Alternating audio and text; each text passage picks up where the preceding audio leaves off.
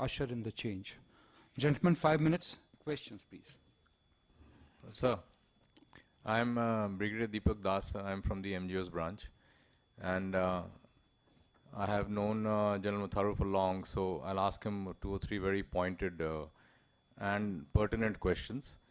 The first being that our MIS in the Army is way behind where we want it to be, to put it simply. And that's because we are lagging in the so-called software first, what he put very rightly, development cycle by maybe a decade or so.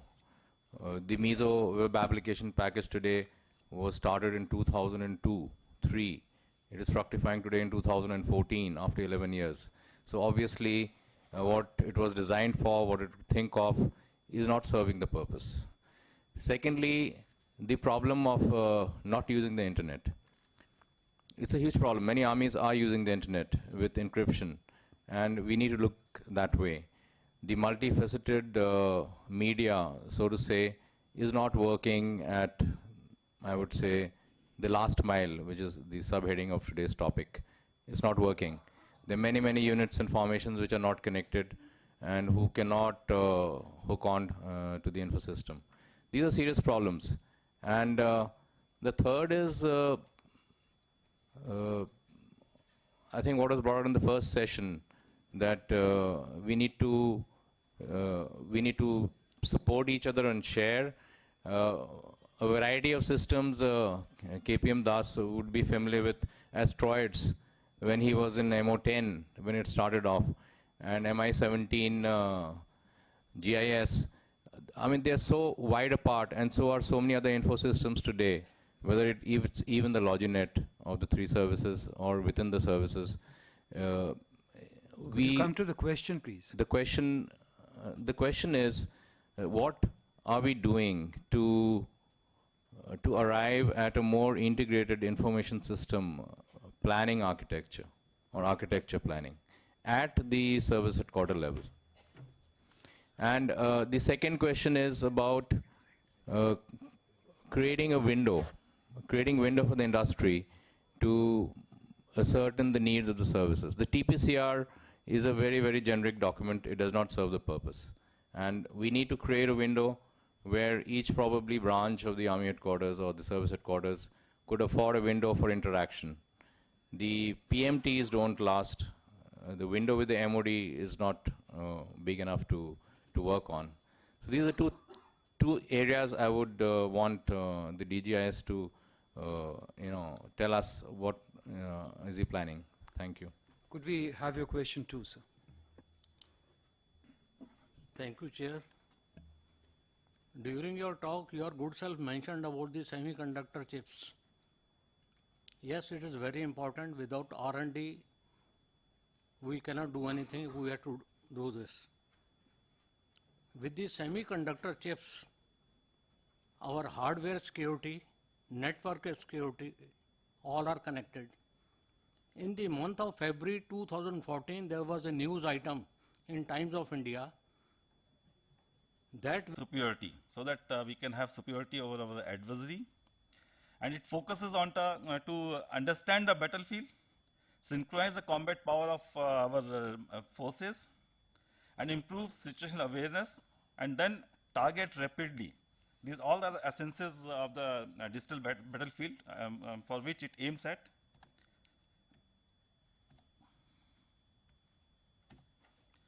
And elements of digitized battlefield, as mentioned by the earlier speaker also, that some sensor system which may be smart, then weapon systems, and this communication, command, control, information flow. These all are bound together by a robust, reliable, and secure communication network, so that we can utilize our resources very effectively, and at the time when it is required most. Since communication is the binding force, the communication has to be very robust. Some of the goals of modern army communication, which it should ensure, is that it should be reliable, secure, interoperable, and sustainable. Sustainable and under this hostile conditions. And if possible, we should give wider bandwidth to our last mile also. so that video and all those application can be, provided to those these formations.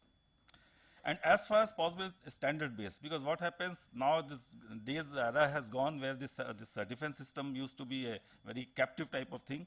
Now that as far as this COT system are being used because of the rapid advancement in the commercial field, defense forces wish to utilize those capabilities.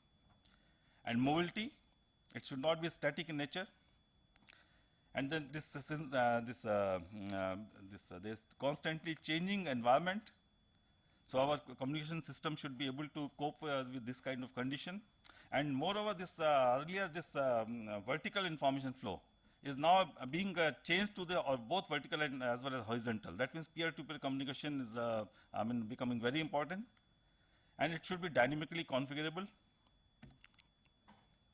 It should integrate a network, command, control, communication, computer, intelligence, surveillance, and reconnaissance, which are all the elements of a modern digital battlefield.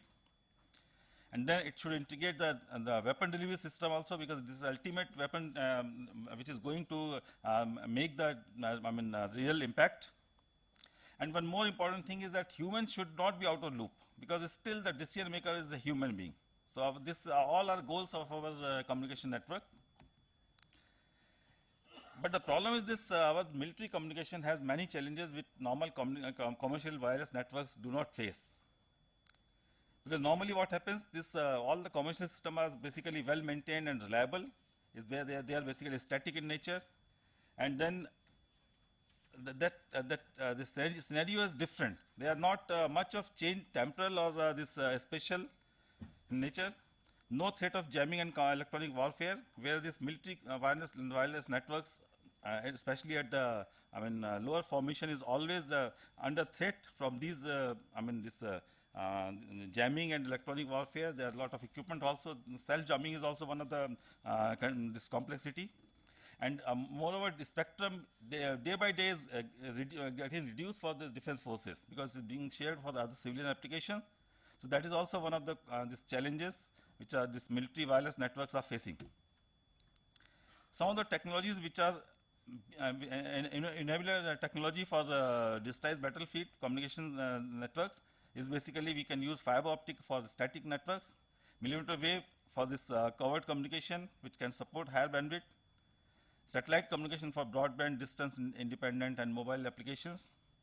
And mobile communication system like 3G, 4G, WiMAX can also be exploited for this environment with some suitable modification. As it is, probably it may be difficult at the moment to utilize those techniques. Tactical broadband area is one of the important element for this military communication systems. It can be multi-band, multi-role radio, which can provide fixed frequency of frequency hopping ECM mode. Ultra-wideband radio, which can be still, because of using utilization of higher frequency band, it can be this support stealth technology, and it can reduce the probability of interception and jamming. And tactical internet is one area which is being discussed, because internet is highly attractive, but internet as it is not applicable for defense scenarios, especially at the lower formation. So it has to be adopted for that condition. So a tactical internet, lot of work is being done on that area. Then positioning system, data fusion, IFI, battlefield awareness at all levels, computer networking, info security. These are one of the, these all are basically enabler technology for digitized this communication in digitized battlefield. Now, we at DEAL we have been working on the development of software-defined radio. Software-defined radio is one of the key elements for any this size battlefield, because it is a radio which is sort of a universal radio. It's a radio which can assume any personality based defined by software. It's software configurable. Various parameters like frequency, modulation, and these other parameters can be configured, so that one radio can serve many purposes. So this is one of the attractive piece of work for any modern army. And those software-defined radio looks like it's a universal solution for all the communication requirement at the especially lower formation. But while working on this area, we find there are so many challenges are, for development of a suitable software-defined radio. And even today, a software-defined radio in a true sense has not been, not been able to be realized, because they are constrained by this wideband linear power amplifier, which is required so that entire band can be covered. So only then it can be software. Otherwise, it will be still frequency specific as radio. Then digital receiver is still this RF not defined by software. RF front end is one of the requirement which is not still defined by software. Then low power digital processing engine. This is one of the experience we have learned that by designing the software defined radio, it is basically it's a very power hungry, because a lot of processing power is required. So that kind of technology is required so that software defined radio in the true sense can be realized.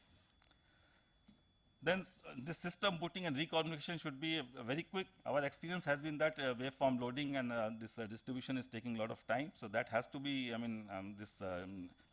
should be done in a manner so that it quickly can be reconfigured. And maintenance obsolescence management is of course there.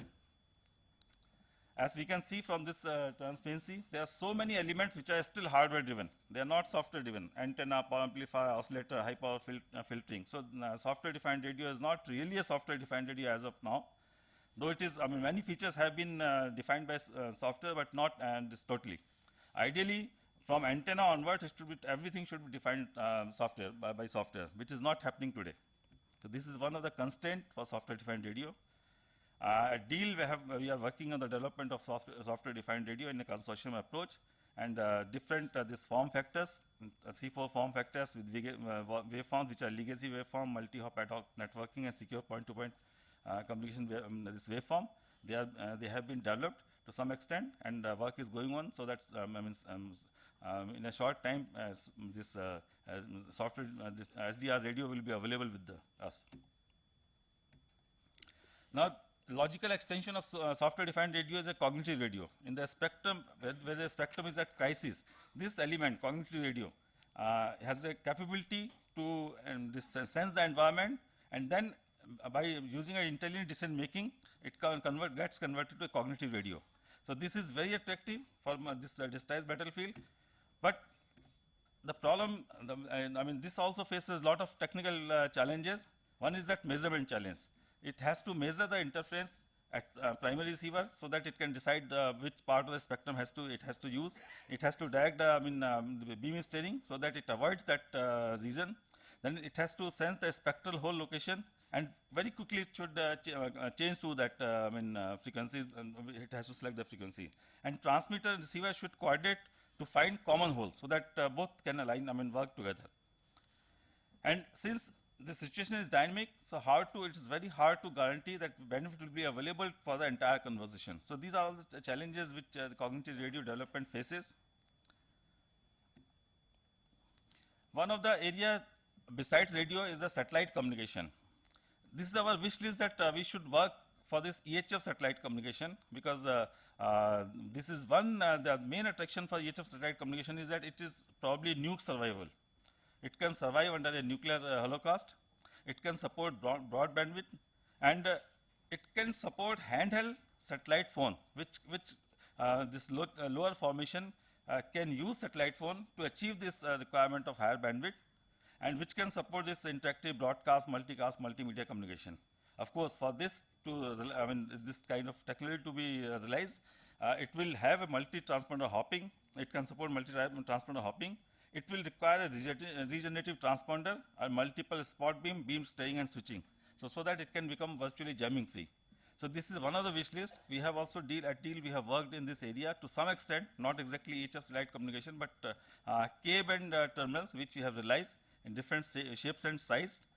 And they can support onboard processing kind of transponder. It can work. In fact, these were realized for GSAT-4 satellite, but of course, this satellite could not reach the orbit. And at that time, this idea came that EHF satellite is one of the prime requirement for achieving this final capability to the soldiers in the field. We have also worked in this S-band mobile satellite terminal, which is one of the attraction because it another attractive area because it can be deployed in remote location Without any infrastructure, it can quickly establish communication. But while making this terminal more, smaller in size so that it can be given to individual soldier, we face that this handheld, this SATCOM terminal, requires a lot of power from satellite. That means powerful satellite is one of the requirement for S-band communication. And of course, this handheld S-band terminal is basically this requirement of safe EMI radiation, EMI, this RF power radiation. That criteria is difficult to meet unless this high power satellites are available. So once this high power satellites are available, then HST will be available. With this, I end my talk on this subject. Thank you. We talked about the limitations, and time is a limitation too. But I was talking about the power, and one of the points that he alluded to, in fact, the power on the battlefield is primarily a right from three forms. One, of course, is the physical form, which Mr. Agrawal was talking to, and the second one was with regards to information, and the third one is the cognitive domain, and he did talk about the cognitive radios and things like that.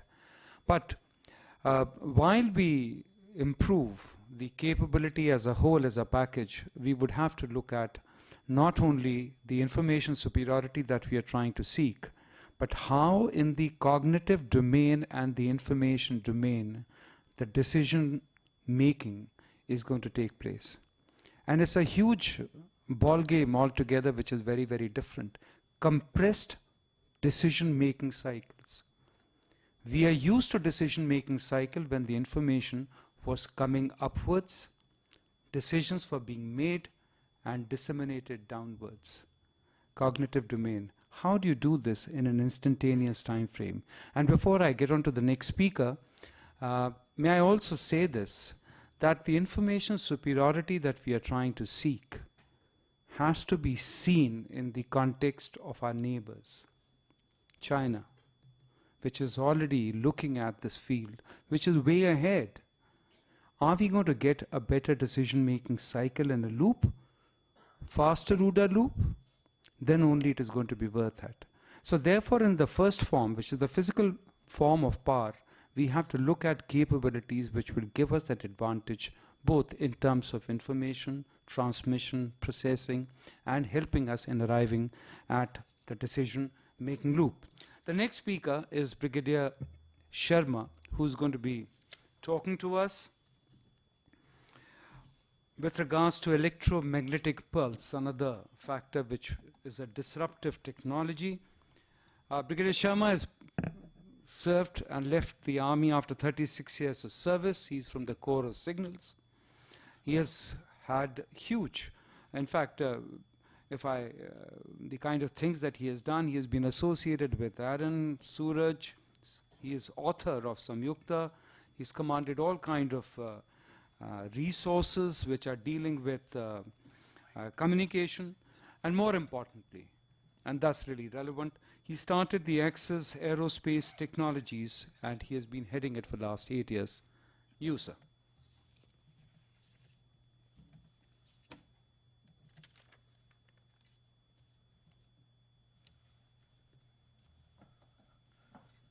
Thank you, sir. Morning, ladies and gentlemen. I'm very happy to be here to talk to you about this subject. EMP has been very close to me. The last tenure that I had in the Army was Commander, Army Center for Electromagnetics, MAU, and where I headed an inter-service study on EMP protection. And of course, it was classified, so I can't talk much of that. But EMP is a subject which needs to be taken far more seriously than what we are doing at the moment. And the study was put up to the Chief of Staff Committee and it was approved. But unfortunately, which I want to mention now, unfortunately, I don't know who's going to listen to this, is are we going to follow this in our procurements? Are we going to practice this protection that was approved in the Chief of Staff Committee? Now, let me first explain what is EMP. Many of us won't know what is EMP. EMP was first experienced, electromagnetic pulse was first experienced during a high altitude nuclear explosion in the Johnson Islands, west of USA. And this was the 1.45 megaton nuclear explosion, 400 kilometers in the air. And 1400 kilometers away in Hawaii, the power system was disrupted, radio communication was disrupted. There were massive failures 1400 kilometers away. And that is when people realized that what EMP was doing. Similarly, Russia had also carried out some high altitude nuclear tests, and they had also come up with the same readings. And between them, then the limited test ban treaty occurred in 1963, in which they said that there will be no more nuclear explosions. Because the extent of the nuclear explosion is far more than the explosion. It is disruptive of all modernity. It can take you back to the bullock cart age. This is what I'm going to explain to you today, and this is a subject that needs to be taken very, very seriously. Here are some of the things that happened, the power systems failing and various safety devices going off. What happens is, when there is a nuclear explosion, one of the components of the nuclear explosion is the gamma rays, which come and strike, which go in all directions, but they strike the molecules of the air and drive out the electrons. And these electrons further drive out further electrons, and there's a whole cascading effect, avalanche kind of a thing, and there's a huge amount of current flowing away from the nuclear explosion. This is it, it's flowing in the air, but it's current because the electrons flowing, and this gets trapped in the magnetic field of the Earth, the lines of flux, and starts spinning around them, and it forms a kind of a huge cloud at a thing called the source region, which is 20 to 40 kilometers above the air.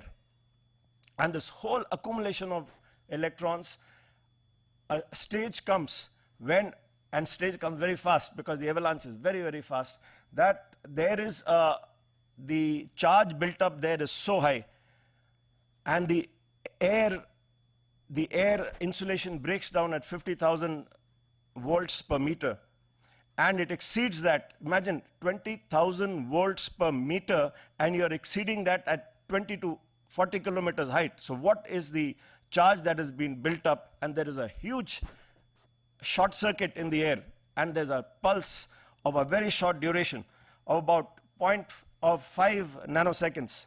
And this huge pulse carries so much of power, and it can get inducted into so many electronics, the integrated circuits, any conductor will pick up this voltage. And this huge amount of voltage causes disruption. You can lose all data, you can lose your laptops, they can get damaged, your computers can get damaged, all integrated circuits can get damaged, radios can get damaged, everything can get damaged unless they are protected. And that is the key that EMP, the study group recommended on how you need to protect. And I'm not really going through reading out all these slides. I will leave it to you to read them as they are displayed. They're quite self-explanatory. It's a huge cascading effect. The electric power, transportation, water, communication, banking, everything gets affected. Imagine, have you seen a traffic light failing? What happens? Imagine all the traffic lights fail. It'll happen. All the signaling of the railways fails. All your banking system fails. All your data, which all these, the IS, the DGIS here talking about all the data gets washed out. What's going to happen? And that is what we need to plan for now, is that this is going to happen unless you can harden your systems unless you can protect them. Of course, I'm giving you, this is what's happening with nuclear. Now, there are non-nuclear EMP, which is, you can create it. I've just shown you some three. There's a magnetic flux generator. It's a small explosive suitcase bomb. I want to go and destroy all the information of DGMO. I just go outside with this suitcase bomb, leave it there, it explodes, all the data there gets wiped out. All the computers fail, the communication systems fail. This is a terrorist weapon. I take it to the stock exchange, I just leave it there outside, the entire stock information gets washed off. And there are there are guns, which you can target. Let's say a vehicle. I see somebody going past in a vehicle and I don't like it. I have a gun like this. You see this slide at the bottom. Here, I can just target on his car and damage his car electronics. His car will come to a halt. This was one of the things I proposed as Commander Army Center for Electromagnetics to destroy IEDs. You can, from some range, you found an IED, from some range with a system like this, just target it and damage the electronics. Then you can go and take away the explosives, etc. All electronics you can destroy. You can destroy the radio. You have a lot of Armored Corps officers here talking about tank-to-tank battle and so on. What weapons are you using? Use one like this, you destroy the other's radio. You destroy his command and control. And the electronics is using his fire control systems. You destroy them with guns like this. Why do you need anything else? That is the power of EMP.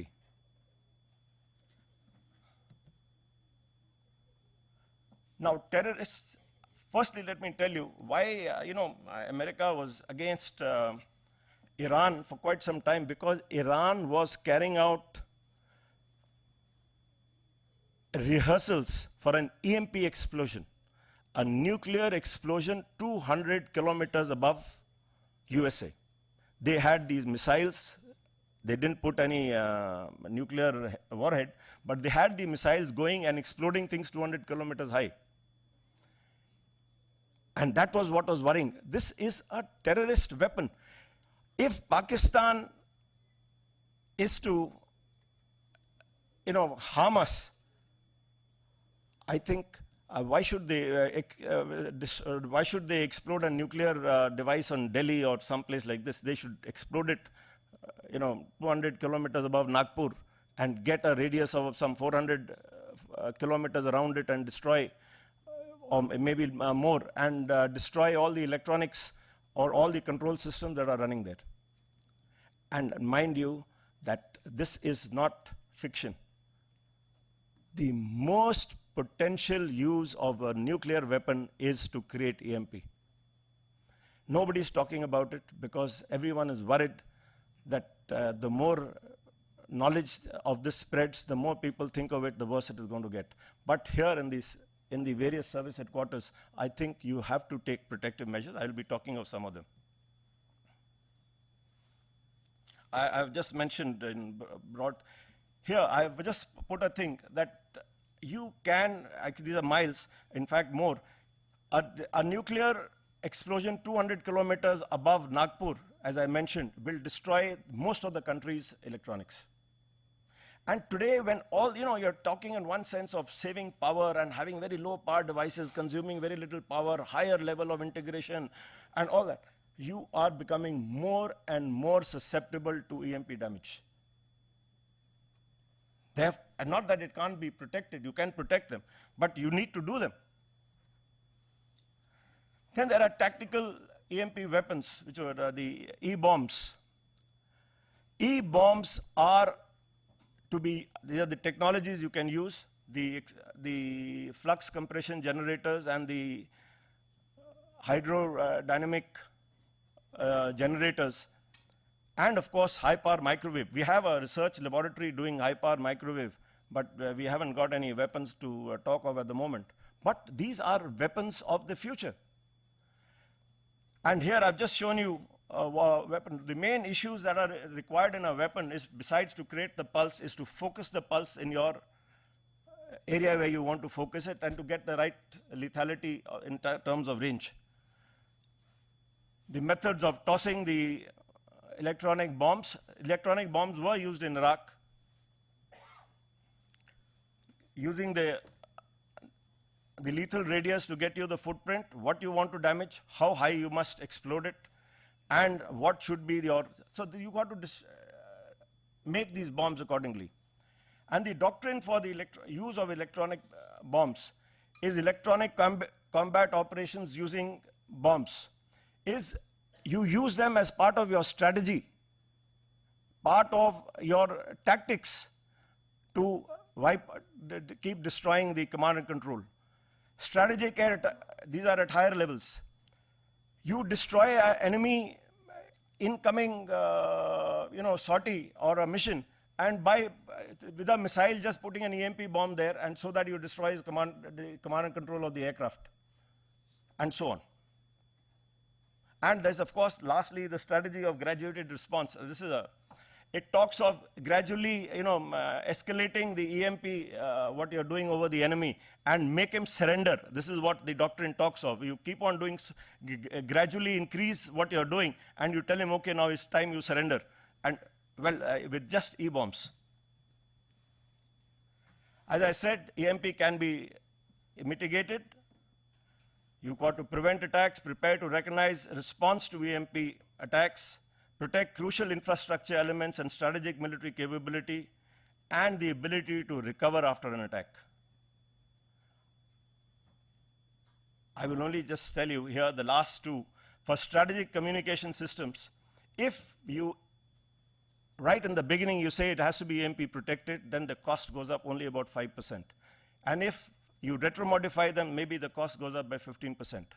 But these are all possible. These were some non-classified recommendations of the study group.